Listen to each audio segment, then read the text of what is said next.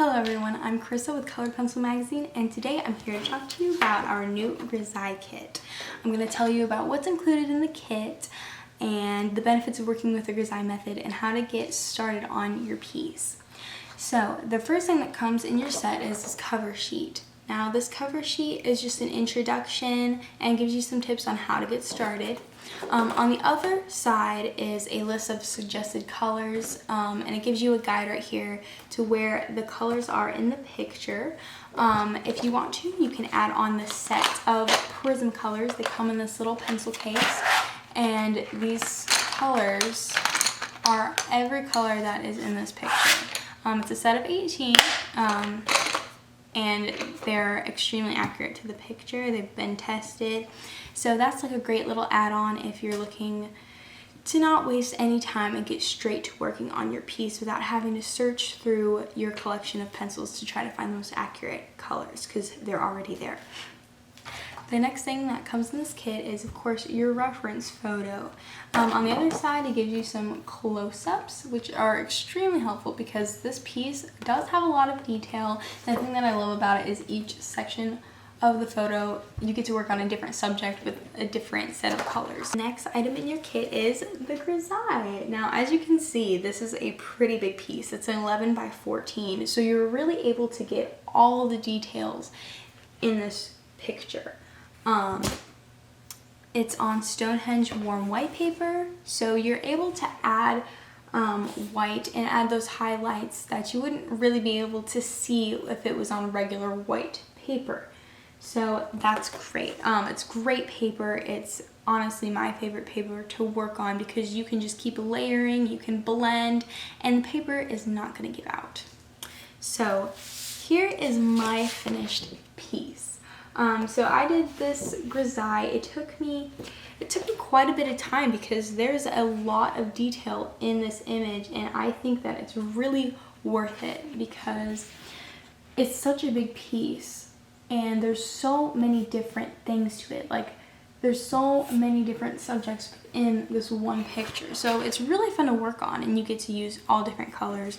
So I love that. So what exactly is Grizaye? Now, this is a method that has been used by artists from centuries ago, where you put down your neutral tones, focusing on value instead of color. Now, with our Grizaye kits, that work's already been done for you. So this method is great for beginners because you get to skip the sketching and the tracing and get to the coloring and just focus on color matching and getting all your values right. But this is still a pretty advanced piece. There's a lot of detail here. So, I mean, it's a lot of work, but it's a lot of fun as well. Alright, so I'm going to go ahead and just jump right into the demonstration. We're going to start with the lemon in the corner first. I like to work my way left to right.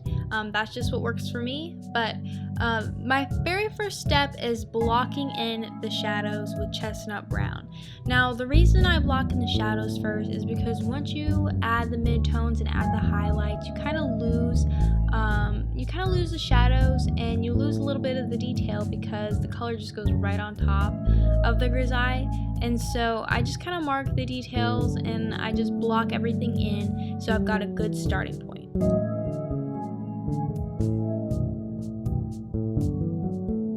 So once I've got my first layer of shading done, I then take yellow ochre, which is the mid-tone and is going to be the base color, and I start blending that out of the shadows, and I just start working my way up.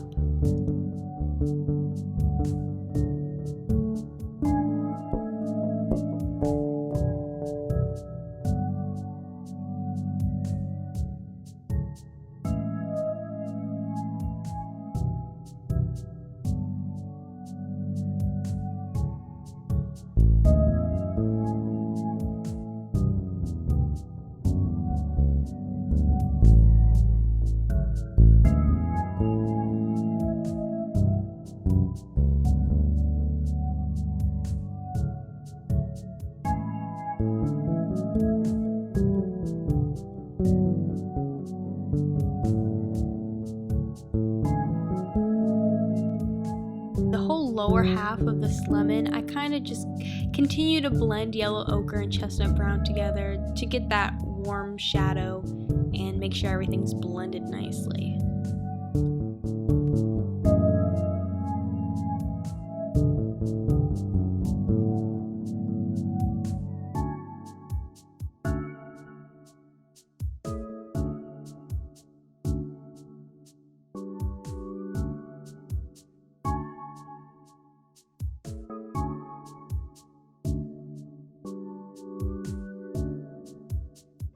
And then I grab canary yellow and add that to the front portion of the lemon.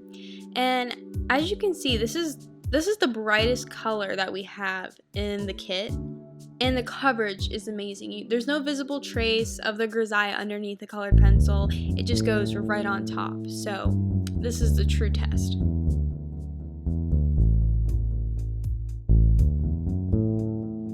So I'm just trying to avoid the highlights in this area so that we can go back over it with a white colored pencil and make those highlights pop. And if you want to bring them out even more, you can use a gel pen as well.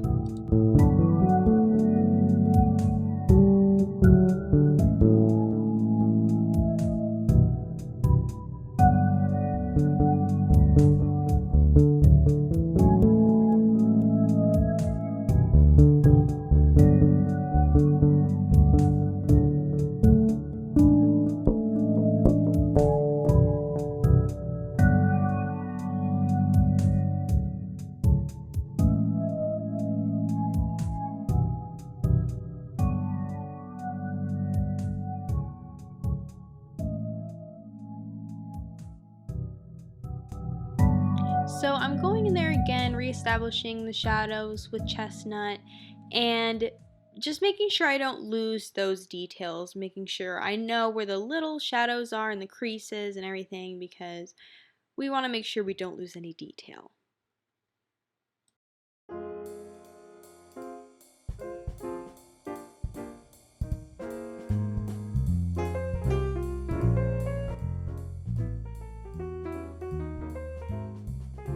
So I'm just going in with canary and ochre and making sure everything's blended together. You don't have to burnish if you don't want to, because the coverage is good enough to where you don't have to put a whole lot of pressure on the pencils, but I really like getting in there and just blending everything and putting pressure on the pencil. I'm very heavy-handed, but you don't have to draw the exact same way that I do.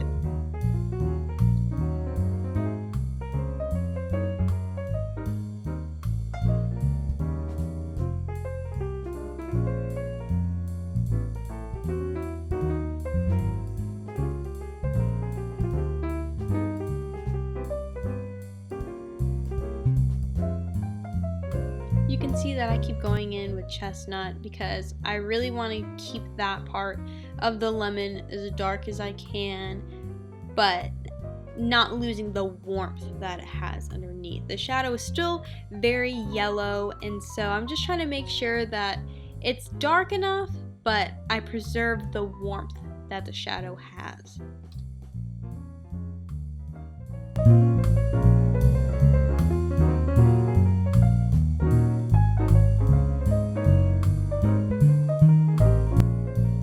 So now I'm taking the white and going over the highlights and making sure that it's as bright as possible.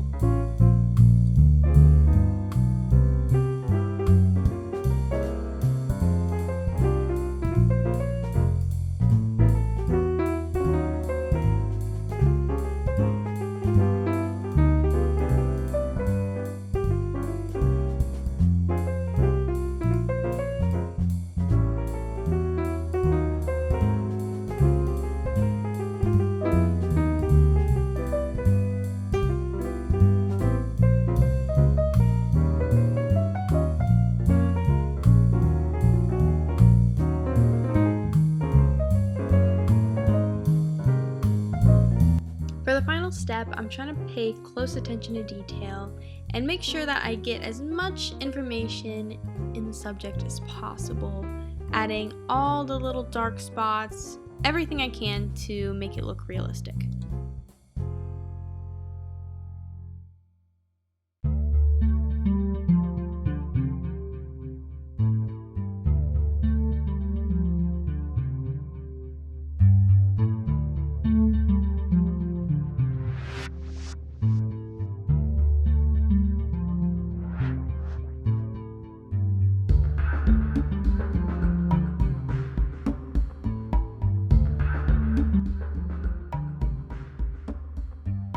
I go back over everything with canary yellow to kind of brighten it up and get it all blended together for the final time.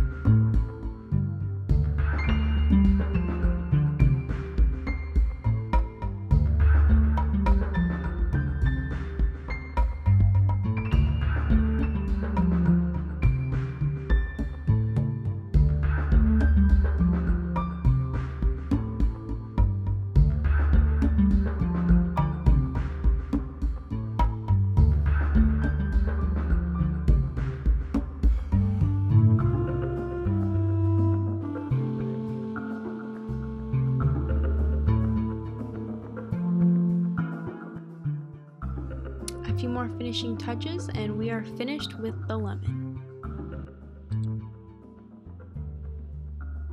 Alright, so moving on to the next part of the piece, I'm going to do these pages next, and I really enjoy doing these pages. They're pretty fun to do because they have a shine to them, they're kind of golden, so I really enjoy doing it. So I'm starting with 90% warm gray, starting with the darkest darks, like I do with each subject in the piece. That's just what works best for me. So I'm making horizontal strokes, and you'll see that if you make long horizontal strokes, it'll start to look like pages, and you just keep layering and layering until you get the right effect.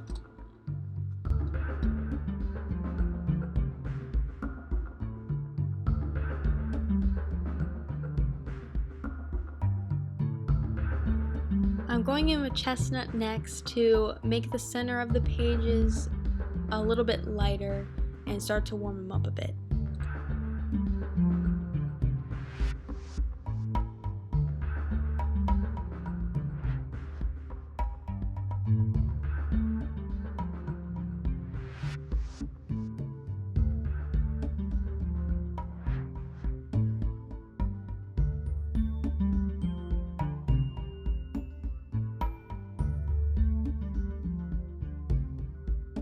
And then I'm sort of redefining the lines with dark gray, adding more chestnut brown to blend it together.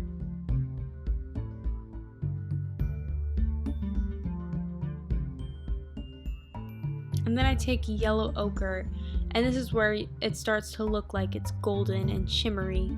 And I just kind of add that in the center, and it'll start to come together.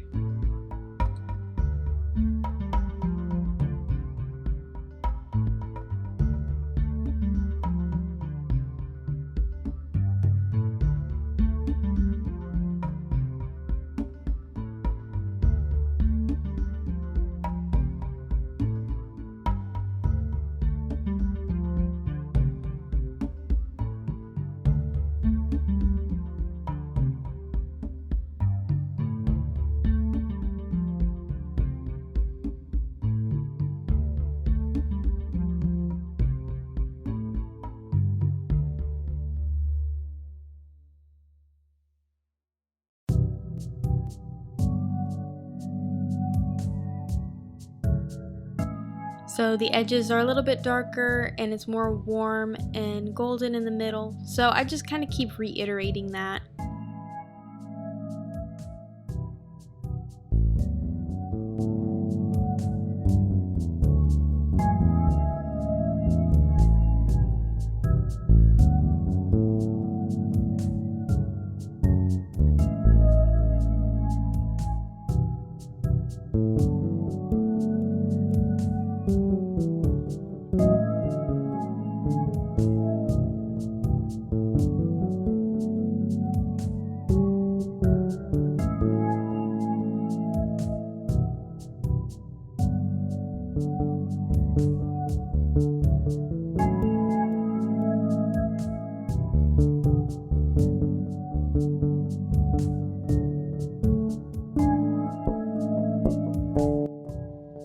After some blending, it starts to come together. I really enjoy doing this part. I don't know what it is. It's just really satisfying when you're done with it and it looks like it's shimmering. So next, we're going to move on to the glasses. So get all your reds ready and your dark gray. And we're going to start with dark gray and outline the frames and then start to blend in red.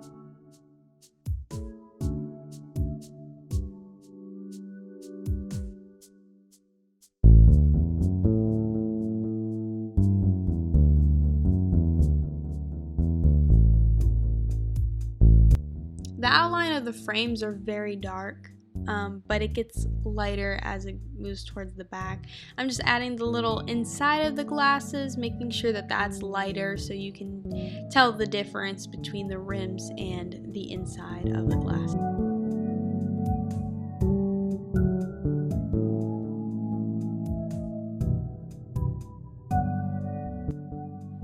I'm adding white between the rims and the inside of the glasses so your eyes can kind of distinguish the perspective.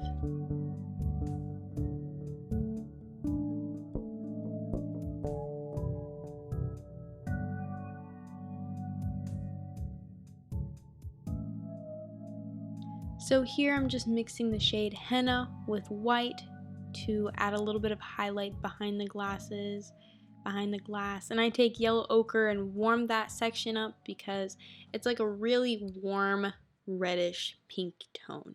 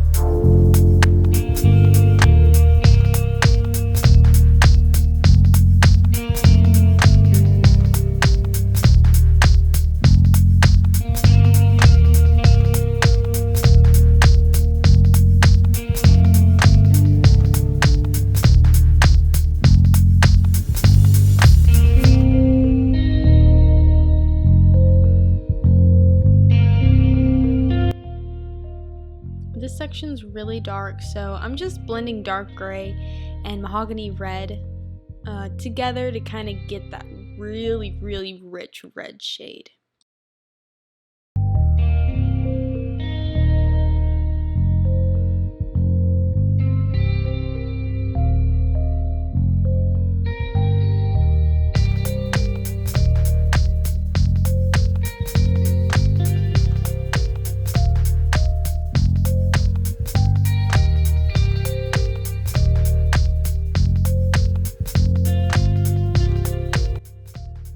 Now, my favorite part of the piece, I don't know what it is about this slice of lemon, but it is so fun to do. So you need all your yellow pencils, and you're going to start out with ginger root first, which is this really greenish shade. And you're going to fill in all the little triangles.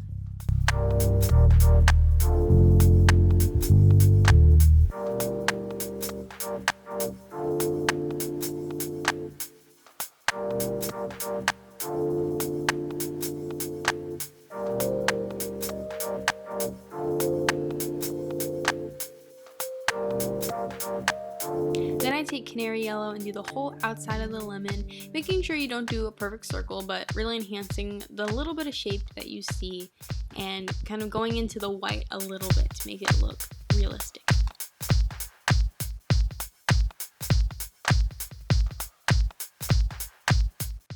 So I'm now taking canary yellow and going over the ginger root just to add another layer of color, warming it up just a little bit, and then taking white and doing some vertical strokes. You don't have to be neat about this, and that's what makes it really fun. You're just kind of trying to add a little bit of texture in there. And then taking the shade Sand and warming it up just a little bit.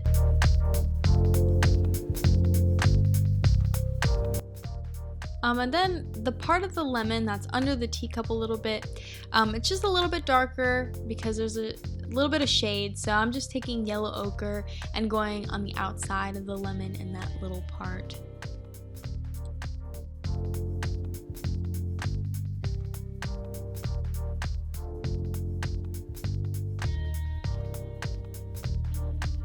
And then I fill all the empty space with white, and then I take a little bit of sand and just go over the edges, adding just that little extra shade. And I don't want the inside of the lemon to be perfectly white, so I just warm it up just a hint.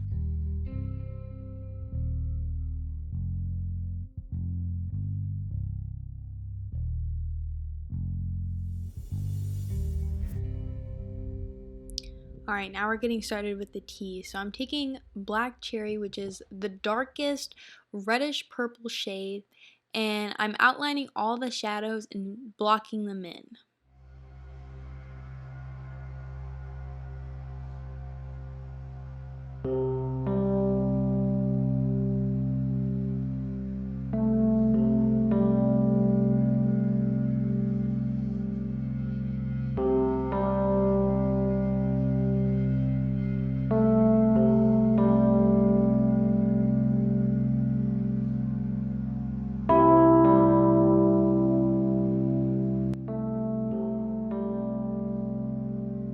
And then I'm taking mahogany red, which is second to darkest reddish shade, and just lightening up the shadows a little bit and blending those two colors together.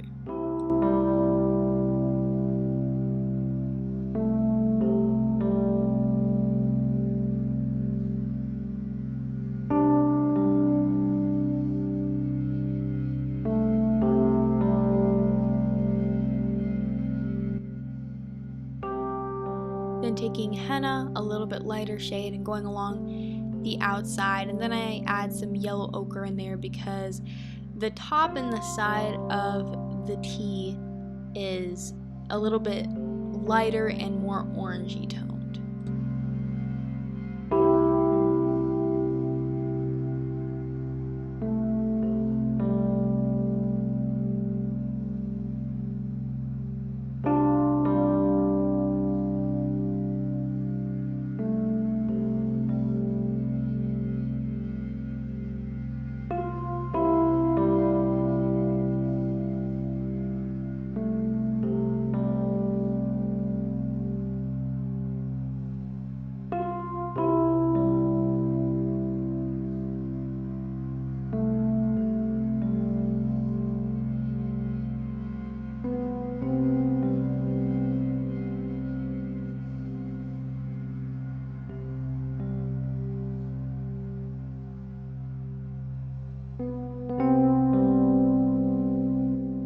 So I'm just kind of really blending these colors together, pressing really hard, burnishing, so that I really get those shadows down and don't lose them once I start adding in the other colors.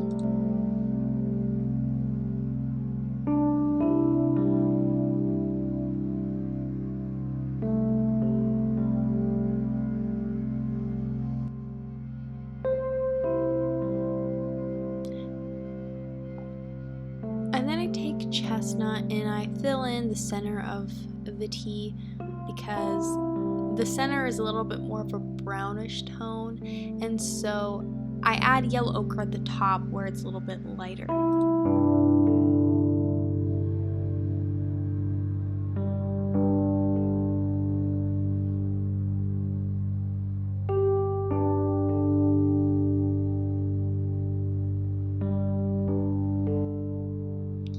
to add mahogany red on top to give it a little bit more color.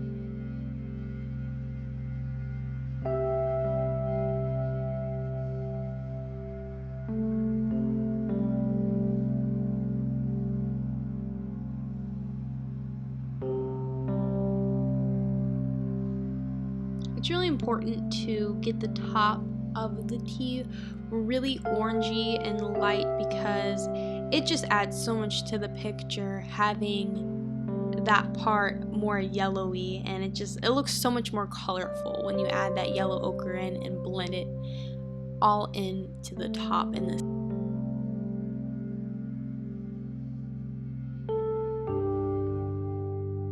Okay, so we just did the first half of the tea, so now we're gonna move on to the spoon. So you're gonna need your grays, greens, and purples for this part.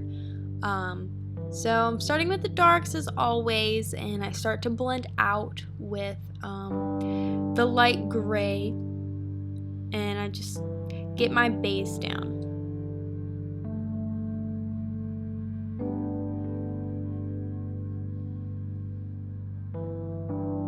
And then I start to outline the outside with the darkest gray and start to blend that out.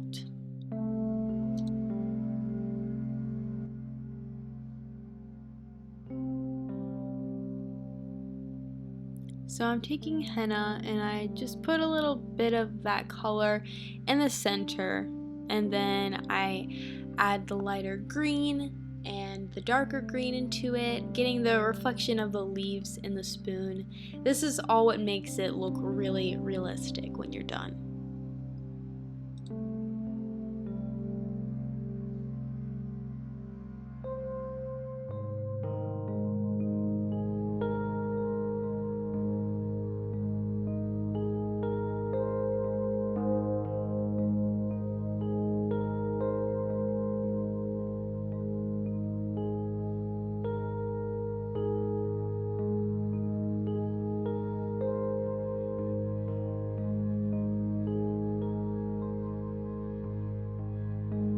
Really don't be afraid to be heavy-handed with this part, because I really am, because I like to really burnish and make it look smooth so that the reflections just look as perfect as they can be.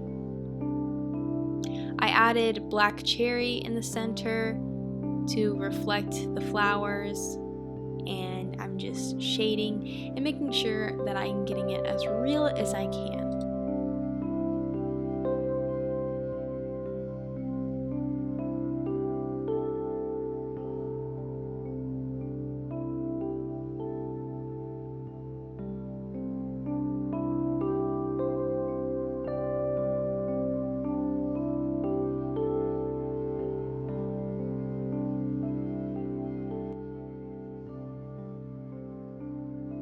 So outside of that dark gray, I'm adding the light gray, just following the picture as closely as possible, even if it seems kind of weird because there's really interesting shapes inside of the spoon.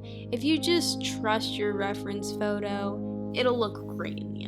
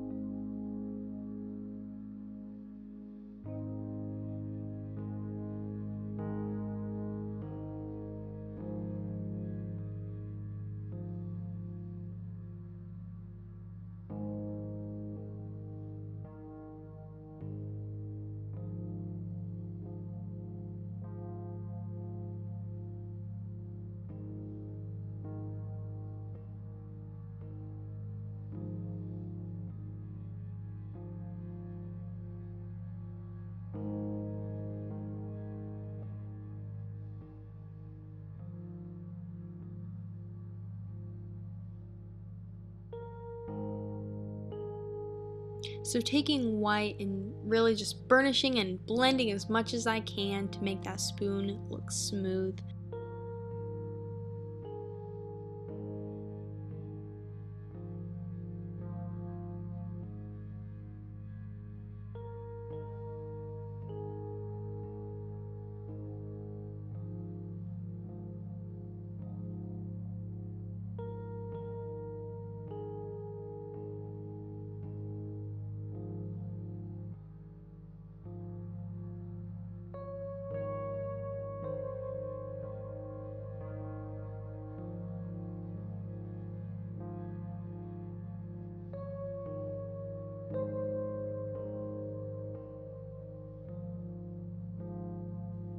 And while I'm working on something, if it gets kind of messy, I take a paintbrush and I just sweep all the little crumbs away to make sure that I am working with a clean space.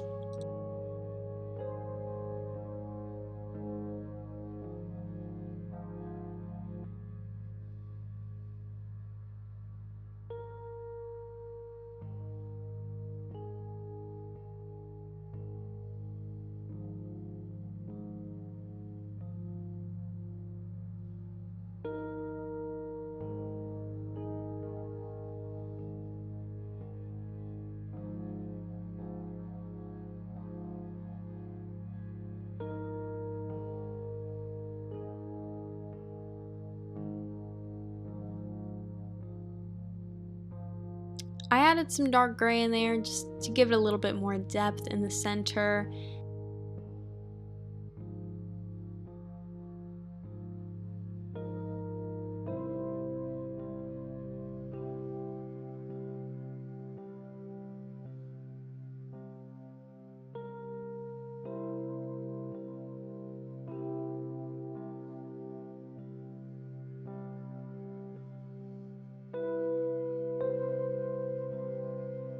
Next, we're moving on to the pink flower. So I'm taking black cherry, which is the darkest shade, and tracing and going around all the shadows, making sure that those don't get lost.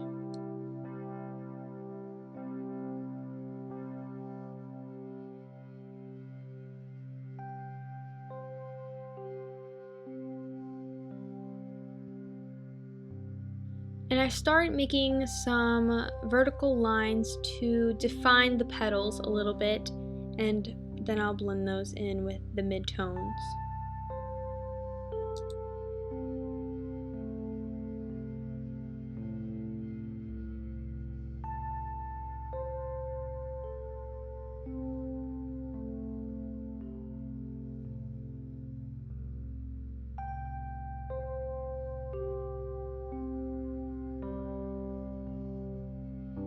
And then I take white to blend that together and highlight in between the lines. And then I'm taking grayed lavender and kind of getting a more purplish hue for my base.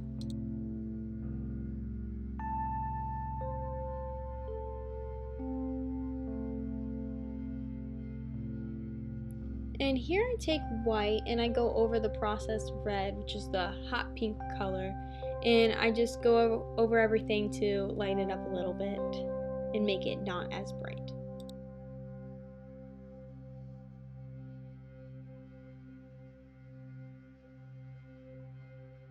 And I mix in some purple just to give it a little bit of definition.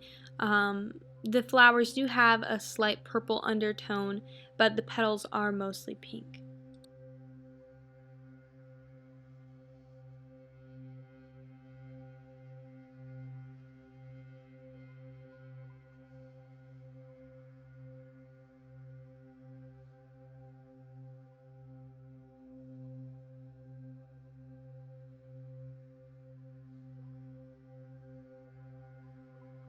I like to outline my areas that I'm working on and sort of define um, each section so I don't get lost in the image and I don't forget where those details are.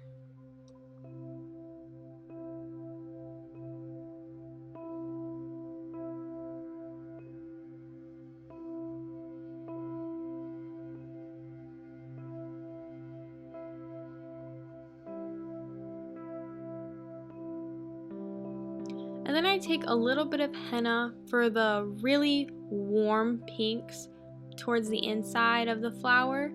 I just like to take a warmer shade just to give it a little bit of depth.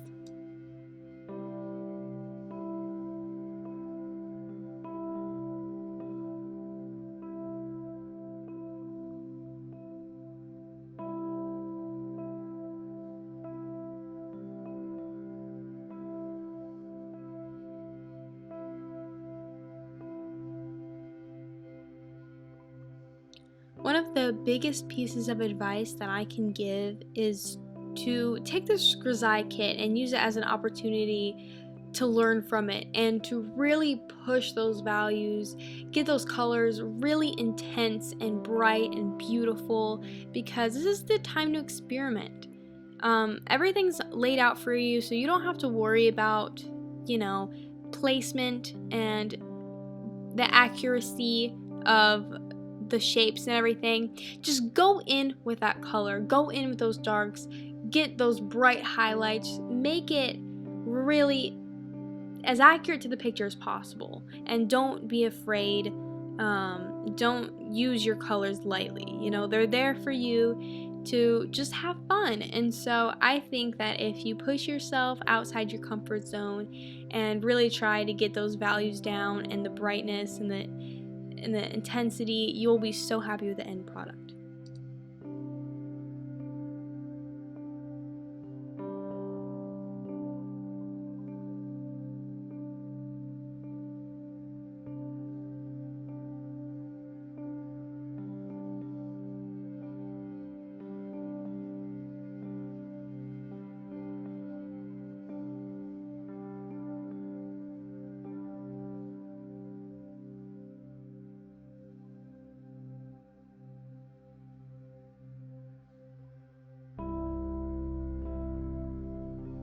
I just keep going in with black cherry and making some lines so that there's a little bit of detail in the petals and that it's not all smooth. You can see some lines, just like how you would in real life.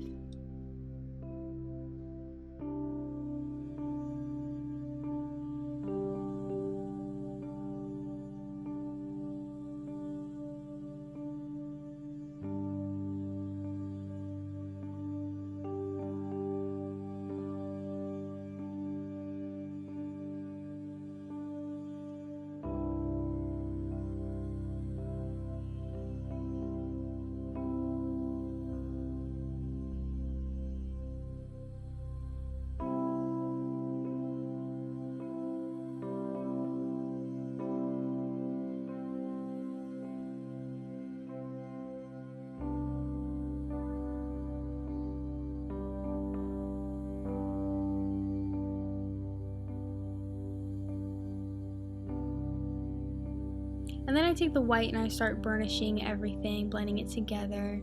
And then I take ginger root, which is this really light green color, and start putting that towards the center of the flower.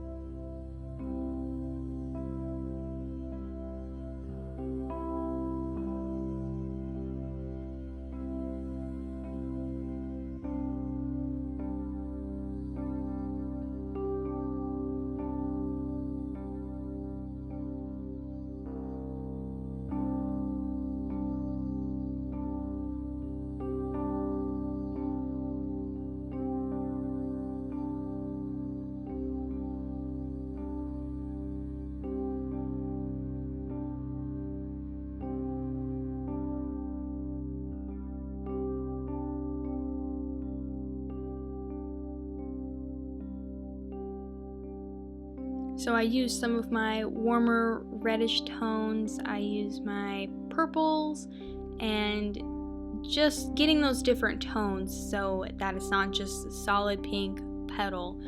It really gives it more definition and detail when you use just a little bit of variety of tones.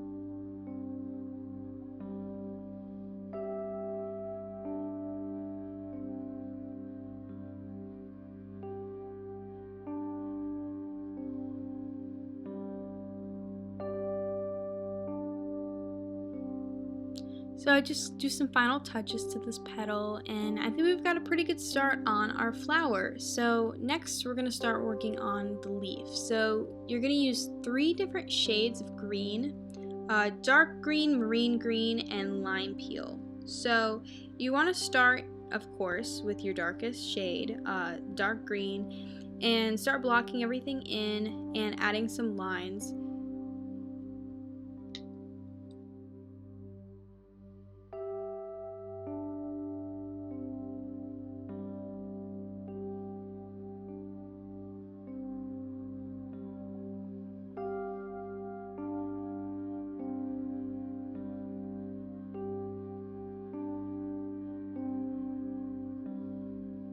So then I take the shade lime peel, which is the lighter green, and start filling everything in.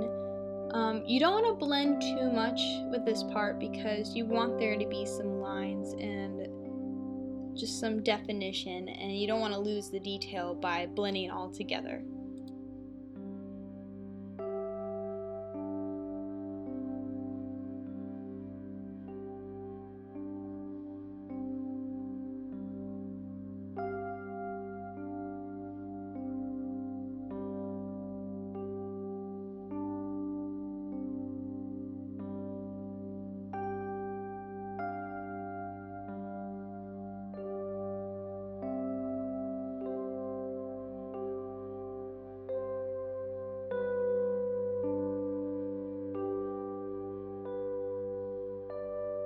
So I keep swapping between dark green and marine green.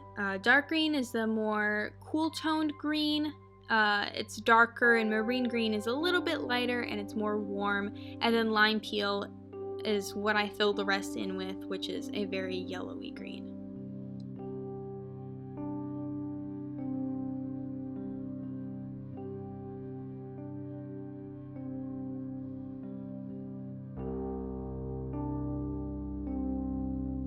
And then I keep redefining the lines just to make sure the leaf doesn't lose its texture.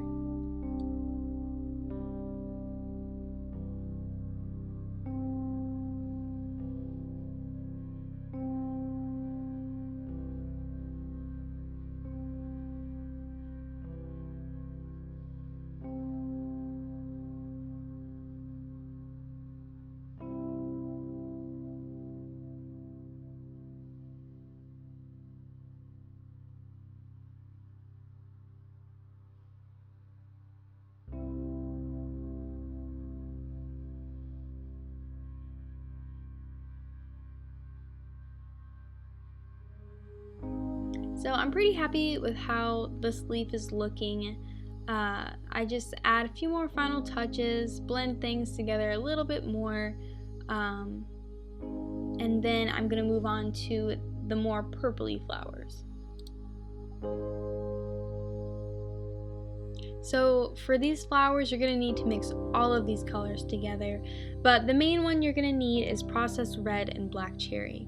So I'm going to take black cherry and start adding in the shadows of each individual petal in this section that I'm showing you.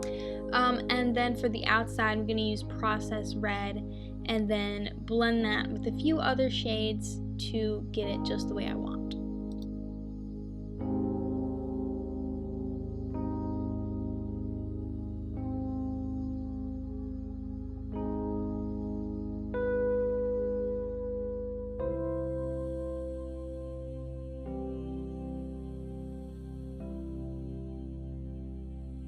So if a petal has a little bit more of a purple tint to it, I add lavender for the brighter color, and then for the highlights, I'll add grayed lavender so it's a little bit lighter.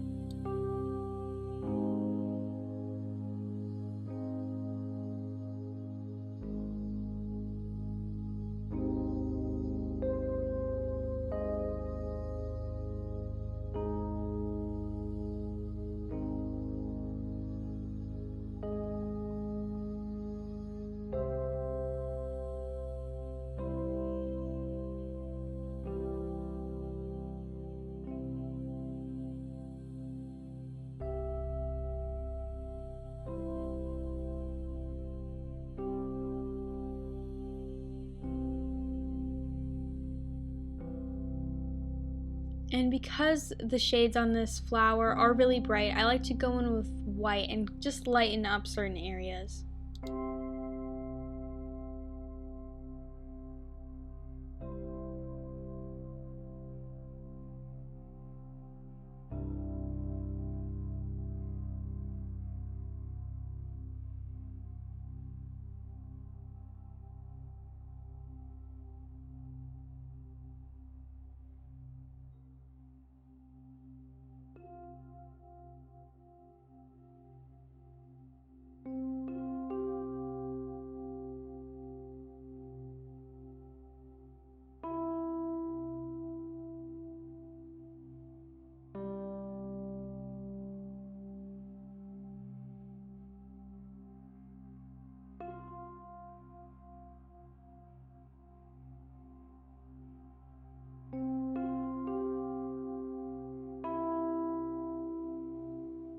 So to me, these petals seemed a little bit intimidating, but once you have it down, it's pretty easy. You just want to fill in the shadows with dark cherry and a little bit of processed red, and then do processed red for the outside. Add your purples in when needed, and then blend it with white.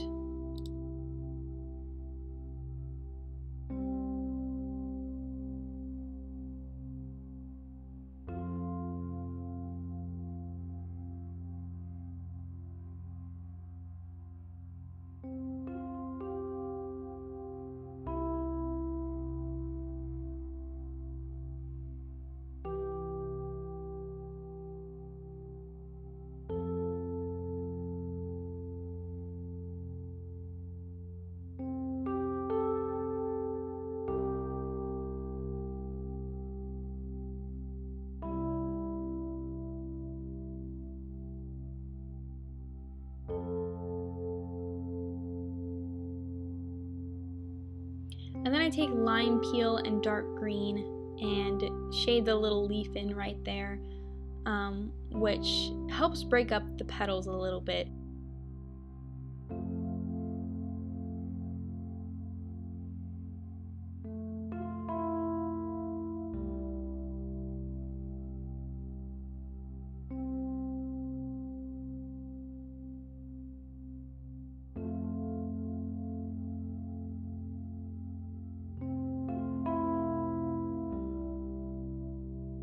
So I always start with black cherry in the center of the flower where it's darker, and I use that as a base. So if a petal is a little bit more purple, I'll blend lavender in with black cherry to give it more of a purple tone. If it's more of a pink tone, I'll just use processed red.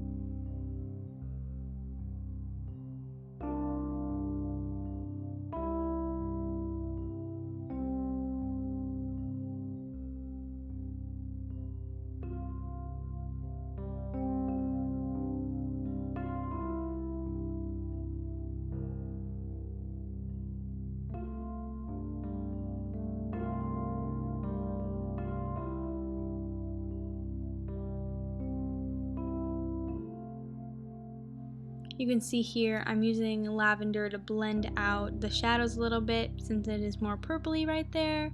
And then I use processed red to go over it, and then white to finish it off.